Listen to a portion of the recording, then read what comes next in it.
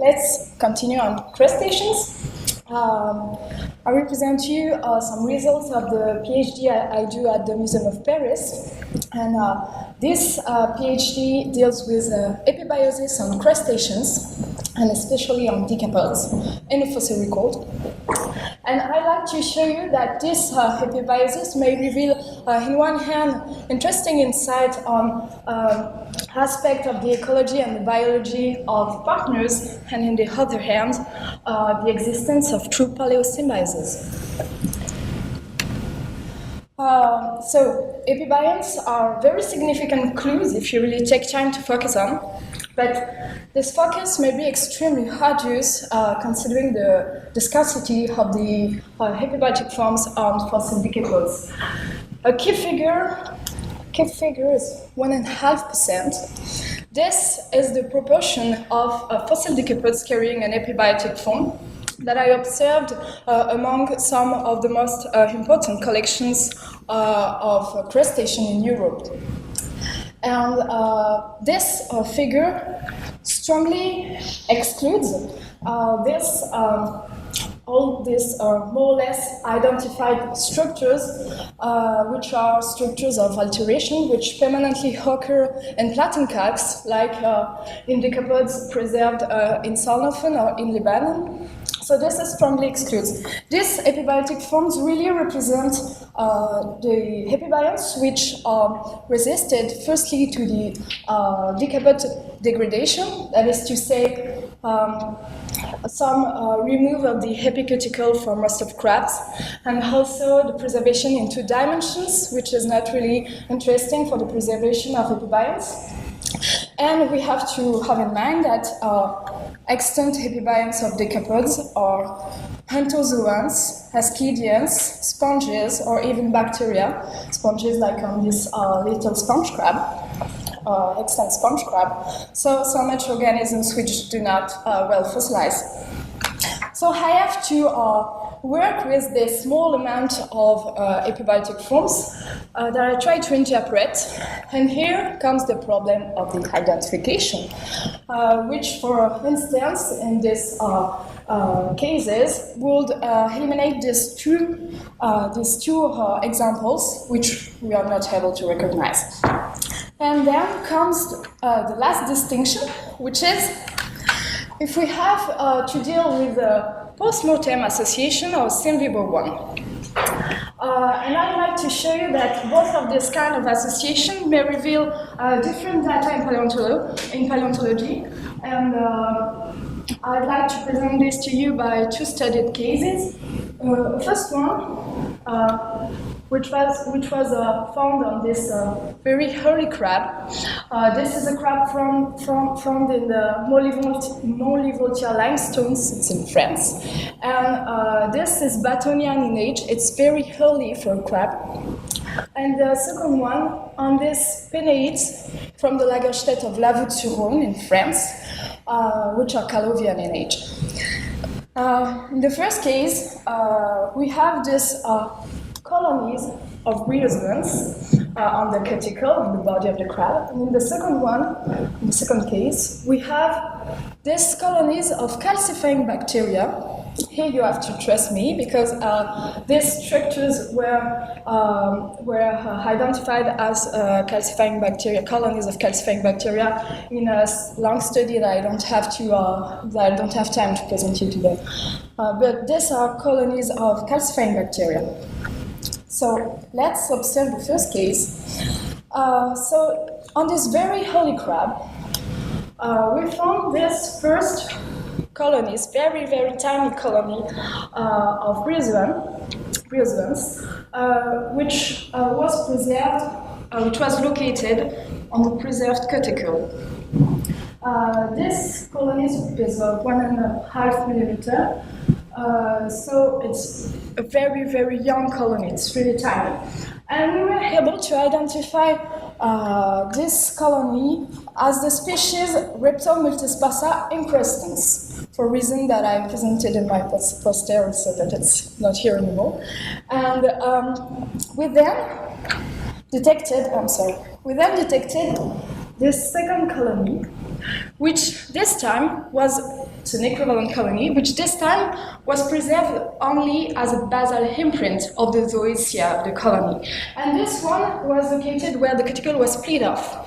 So we interpret this colony as a settlement on the inner side of the carapace of the crab, that is to say, on the inner side of a dead crab. So it's post-mortem.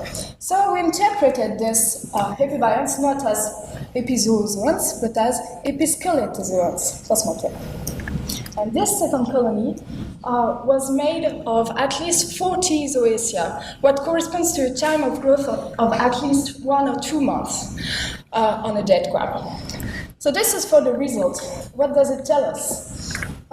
This species, Rheptomultipsparsa incrustans, is known at this period for the colonization of many gastropod shells, which were probably involved in a symbiosis with a hermit crab, like it's well known in the modern record.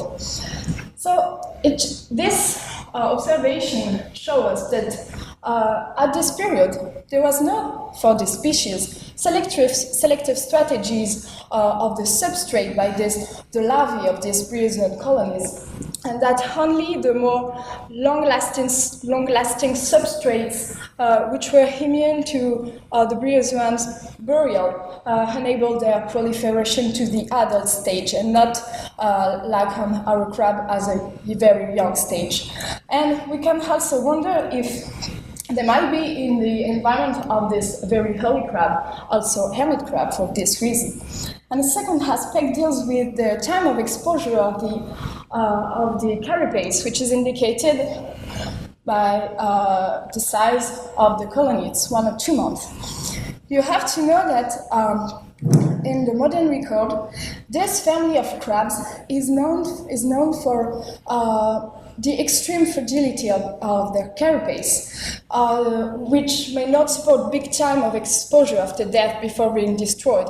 So this time, period, 1 or 2 months of growth, indicate that we had at this period a quite resistant carapace, which was maybe thicker in the Jurassic than now. And this suggestion was confirmed by other studies of other authors on the cuticle of other family, of other sister group of this crabs.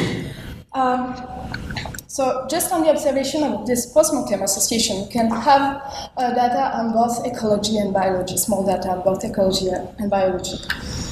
Let's see the second case. So it involves this more or less discoid colonies of calcifying bacteria, which were reported on some penates from the Lagerstätte and Vlawood-sur-Rhône, several penates, and all of these shrimps showed legs and perfect connection.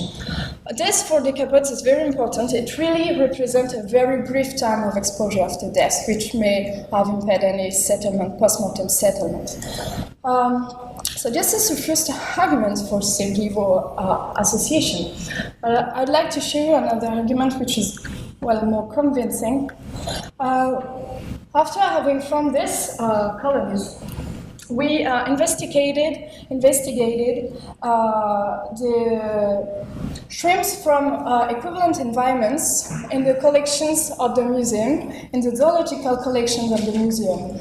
And on several of the extant shrimps, surprisingly, we found completely equivalent colonies of calcifying bacteria, which had never been described or reported. So we have here an argument for a completely confirmed Sylvain association of this bacteria with the host. We start to study both of these associations, the fossil one and the extant one.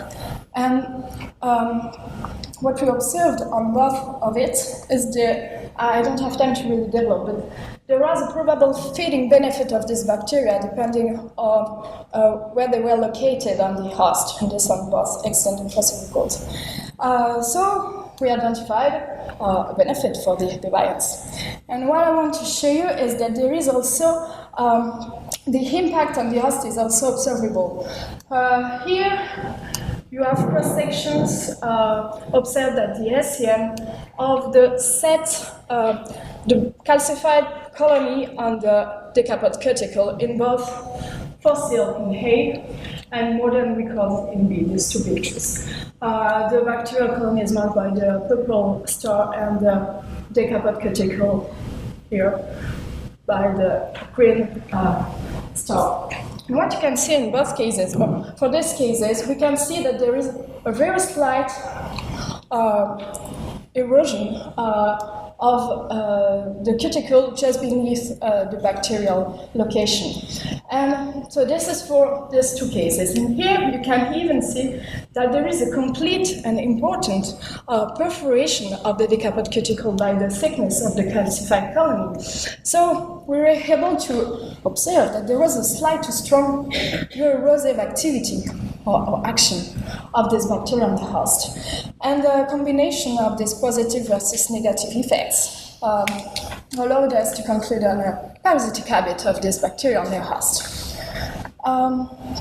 So we were able to reveal that calcifying bacteria were exoparasite of the carapace of decapod crustacean for at least 160 million years, just thanks to the observation of fossil epibions. And we have shown that this association was highly preserved over time concerning several features, like the feeding benefits of the bacteria depending on the location on the host, the action on the host, the erosive activity, and also more features like the systematic rank of the host, the penates.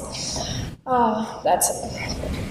So all this to show you simply that by the careful and cautious study of sometimes insignificant epibions, we are able to get some small information on the ecology of the partners, but also on the biology by the anatomical resistance of the host, and that we are also able to access to palaeosymbioses and even on extinct symbiosis.